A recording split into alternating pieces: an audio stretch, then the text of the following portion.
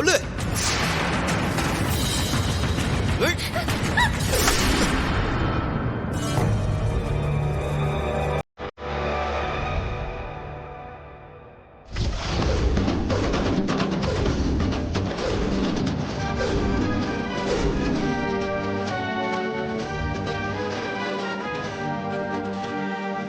தம்பி, நீங்க தப்பு பண்றீங்க.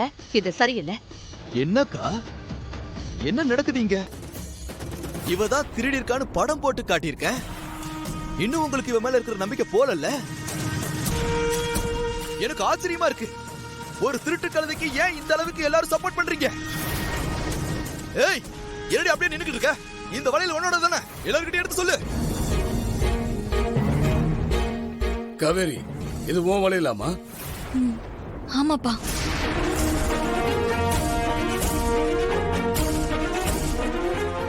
ஆனா மகா பேக்ல இது எப்படி வந்துச்சுன்னு தெரியலப்பா. நீங்க எல்லாரும் பேசுறத கேட்டா எனக்கு சிரிப்பு தான் வருது. இவ பேக்ல இருந்து வலையில கீழே விழுந்து நான் இவளை அடிக்க போறேன். நீங்க எல்லாரும் என்ன தடுக்கிறீங்க.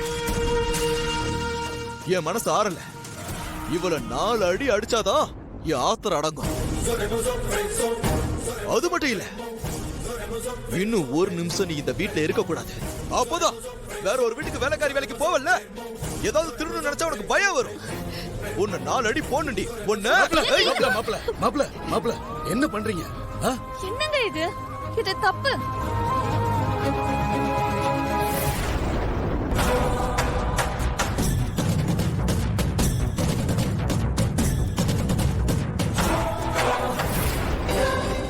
அம்மா நிறைய தடவை கால் பண்ணிருக்காங்க.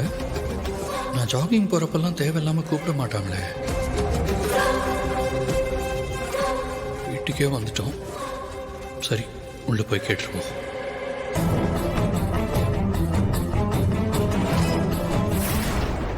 மாமா, என்ன எதுக்காக இவளுக்காக பறிச்சு பேசுறீங்க?